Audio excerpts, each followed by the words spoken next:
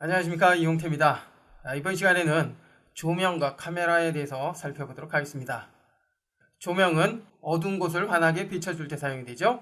특히 오브젝트를 만든 후에 조명을 사용하는 것과 조명을 사용하지 않은 결과물에 대해서는 많은 차이가 있기 때문에 조명을 적용을 해서 보다 사실적이고 입체적인 그런 느낌을 표현을 해주는 것이 좋겠고요. 그리고 카메라는 실제 카메라를 통해서 촬영이 된 결과물을 얻을 수가 있는데요. 포커싱 효과라는 뎁스 오브 필드 효과를 사용할 수 있기 때문에 카메라에 포커스가 맞춰진 부분은 선명하게 나타나고요. 그렇지 않은 부분은 흐리게 표현이 되는 그런 장면을 표현할 수가 있습니다. 그 밖에 카메라에 애니메이션을 적용을 해서 카메라 워킹 효과를 표현을 할 수도 있습니다.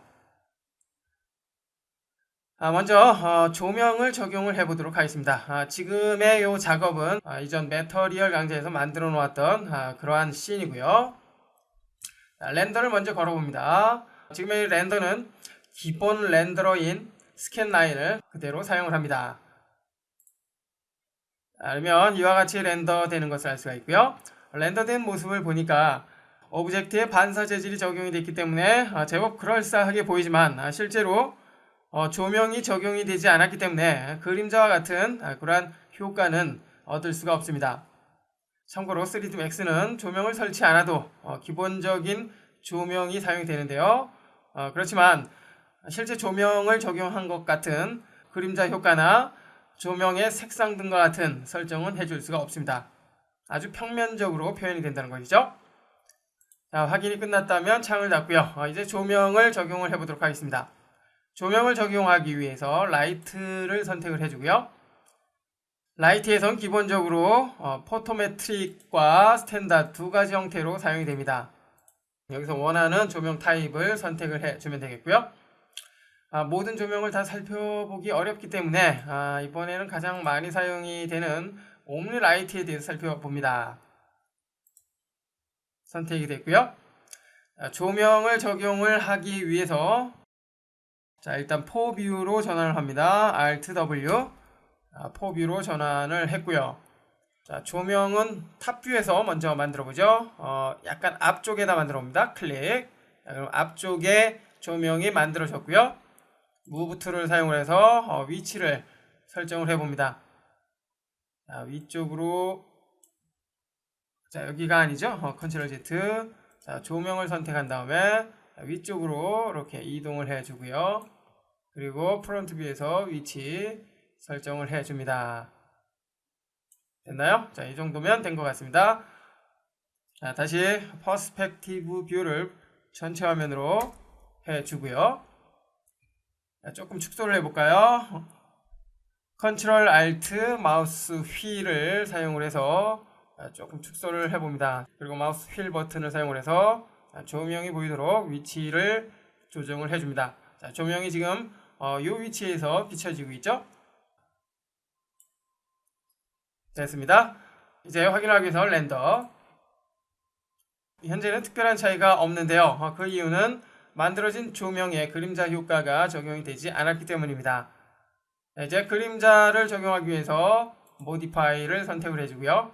물론 조명을 만들 때 섀도우를 ON으로 체크를 해주면 조명이 만들어질 때 그림자 효과가 한 번에 적용이 됩니다.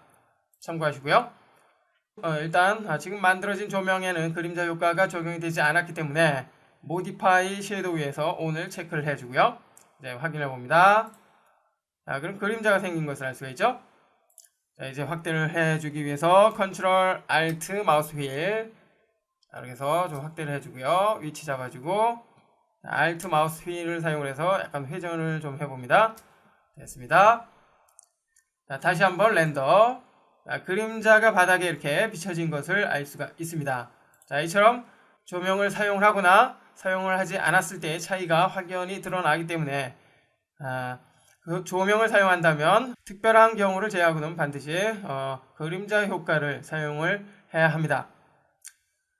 그림자가 적용이 된 상태에서 모디파이를 보니까 아주 다양한 설정 파라미터가 있는 것을 알 수가 있죠. 밝기와 컬러 등을 설정을 해주는 인텐시티 컬러, 멀티플라이어를 통해서 조명의 밝기 설정을 해줄 수가 있고요. 그리고 우측의 색상을 통해서 그림자의 색상 설정을 해줄 수가 있습니다. 그림자의 색상에 따라서 사물의, 즉 오브젝트의 느낌이 확연히 달라지기 때문에 조명의 색상도 아주 중요하죠.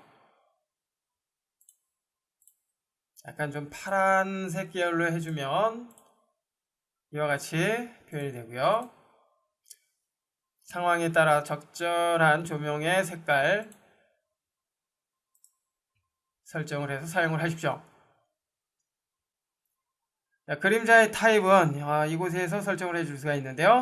현재 기본적으로 섀도우 맵으로 설정이 됐고요. 위쪽에 레이 트레이스, 멘탈 레이 섀도우 맵, 그리고 에어리어 섀도우 등 다양한 그림자 형식을 사용을 할 수가 있습니다. 어떠한 차이가 있는지 여러분들이 한번 살펴보시고요. 그림자의 경계 부분을 설정을 해주기 위해서 섀도우 맵 파람스를 통해서 설정을 해줄 수가 있는데요. 샘플 레인지를 통해서 설정을 해줄 수가 있습니다. 현재는 기본적으로 4라는 수치가 사용이 됐고요. 4라는 수치의 그림자의 경계는 이 정도로 처리가 되는군요. 가령 자 0으로 한번 해볼까요? 0으로 한 다음에 렌더. 최종 0으로 하니까 최하 수치인 0.01로 재설정됐죠. 이 상태에서 확인해 보니까 그림자의 경계가 이렇게 부드럽게 처리되는 것이 아니라 아주 뚜렷하게 처리가 됩니다. 자, 이것으로 수치가 높을수록 그림자의 경계는 부드럽게 처리된다는 거 알 수가 있습니다. 10으로 설정한 뒤에 다시 한번 살펴보면 그림자의 경계가 아주 흐려진 것을 알 수가 있습니다. 이렇듯 조명을 사용한다면 그림자 효과를 사용을 해서 다양한 표현을 할 수 있다는 거 알 수가 있습니다. 그 밖의 파라미터에 대해서는 여러분들이 한번 살펴보시고요. 계속해서 이번에는 카메라를 적용을 해보도록 하겠습니다. 카메라를 적용을 하기 위해서 크리에이트 탭으로 이동을 하고요. 카메라를 선택을 합니다. 카메라는 기본적으로 타겟과 프리 카메라를 사용할 수 있는데요. 타겟은 특정 오브젝트를 항상 바라보는 카메라고요. 프리 카메라는 만들어진 카메라의 위치나 회전 등을 설정을 해서 방향을 잡아주는 카메라입니다. 이번엔 프리 카메라를 사용을 해보도록 하겠습니다. 자, 클릭해서 카메라를 만들어 주고요. 카메라의 위치 설정을 해봅니다. 현재는 아래로 향하고 있군요.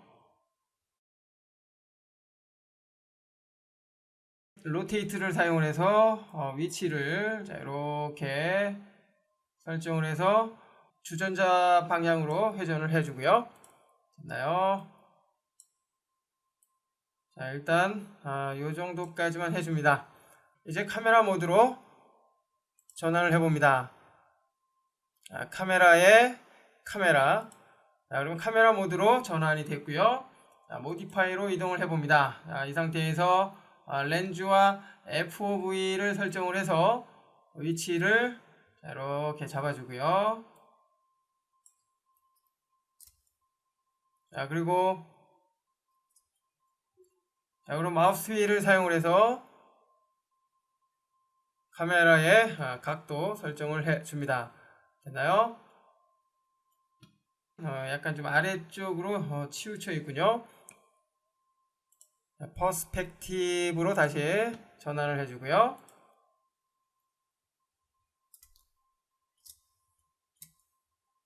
카메라의 위치 다시 한번 잡아줍니다. 자, 카메라 위치 됐고요. 처음 카메라를 설정하시는 분들은 카메라를 제어하는데 어려움을 겪는 분들이 많습니다. 그렇지만 계속 설정을 하다 보면은 카메라를 제어하는 것 또한 특별히 어렵지 않기 때문에 계속해서 반복 학습을 해 보아야 합니다. 됐고요. 자, 렌즈를 조금 줄이고요. 렌즈는 렌즈 구경을 말하죠. 아래쪽에 있는 스톱 렌즈를 통해서 구경을 설정을 해줄 수도 있고요. 참고하시고요. 이번에는 35mm로 설정을 해봅니다. 아래로 내려와서 타겟 디스턴스의 거리를 설정을 해서 주전자가 있는 곳까지 이렇게 조절을 해줍니다. 됐나요? 그러면 최종 포커스는 이 지점에 맞춰지는 것이죠. 이제 다시 카메라를 선택을 해주고요. 자, 그러면 이와 같이 나타나는 것을 알 수가 있습니다. 너무 큰가요? 여기에서는 조금만 좀 이렇게 아웃 시켜주고요. 됐나요? 이제 확인해 봅니다. 렌더. 이처럼 나타나는 것을 알 수가 있습니다. 지금 렌더를 통해서 확인한 것처럼 카메라를 사용을 하는 것과 그렇지 않은 것의 차이는 별다른 차이가 없습니다. 그렇지만 뎁스 오브 필드를 사용한다면 포커스가 맞춰진 부분은 선명하게, 그리고 그렇지 않은 부분은 흐리게 표현을 해줄 수가 있습니다. 그 장면을 표현하기 위해서 렌더 이펙트로 가보면 Environment and Effects 창이 나타나죠. 자, 여기에서 이펙트 탭에 Add를 선택을 해서 뎁스 오브 필드 효과를 적용을 합니다. 오케이, 적용이 됐고요. 자, 이제 아래쪽으로 내려와서 카메라의 픽 카메라를 현재 사용이 되고 있는 카메라로 지정을 해줘야 되는데요. 자, 그렇게 하기 위해서 일단 카메라가 보이도록 해줍니다. 카메라가 보이도록 해주고요. 픽캠을 선택을 한 후에 카메라를 클릭. 자, 그럼 카메라가 지정이 됐고요. 자, 이 상태에서 아래쪽에 유즈 카메라 포컬 포인트를 유즈 카메라로 선택을 해줍니다. 그러면 현재 카메라의 포커스 포인트를 기준으로 해서 뎁스 오브 필드 효과가 적용이 됩니다. 자, 일단 이 상태에서 다시 카메라를 선택을 해주고요. 렌더를 해보면, 자, 이처럼 뎁스 오브 필드 효과에 의해서 화면이 이렇게 흐려진 것을 알 수가 있는데요. 자, 여기서 포컬 파라미터의 유즈 카메라를 체크를 해줍니다. 자, 그리고 다시 렌더. 자, 그럼 어떻습니까? 앞서 카메라의 포커스 포인트에 맞춰진 그 지점만 이렇게 선명하게 표현이 되고요. 그렇지 않은 부분은 흐리게 처리되는 것을 알 수가 있습니다. 자, 아래쪽에 호리즌탈 포커스 로스와 버티컬 포커스 로스를 사용한다면 흐려지는 정도를 설정을 해줄 수가 있고요.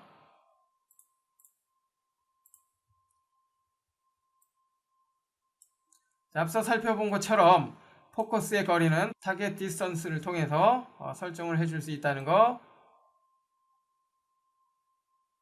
알 수가 있었는데요. 자, 이번엔 좀 수치를 낮춰준 후에, 쭉 짧게 해준 후에 다시 렌더를 걸어봅니다. 자, 그러면 포커스가 앞에 맞춰졌기 때문에 뒤에 있는 사물은 흐리게 표현이 됩니다. 자, 그리고 이번엔 좀 늘려봅니다. 자, 그리고 렌더. 포커스가 주전자가 있는 그 지점을 기준으로 설정이 됐기 때문에 앞부분은 선명하고요. 그리고 뒤쪽 부분만 이렇게 흐려지는 것을 알 수가 있습니다. 자, 이와 같이 카메라를 사용을 한다면 뎁스 오브 필드를 사용할 수 있기 때문에 실제 카메라를 통해서 얻어진 그런 느낌을 표현할 수가 있습니다. 그리고 또한 키프레임을 사용한다면 카메라가 움직이는 카메라 워킹 효과도 표현할 수 있는데요. 이 부분은 여러분들이 직접 이전 강좌인 애니메이션 만들기 강좌를 참고하면서 카메라 애니메이션을 표현을 해 보십시오. 이번 시간에는 조명과 카메라에 대해서 살펴봤습니다.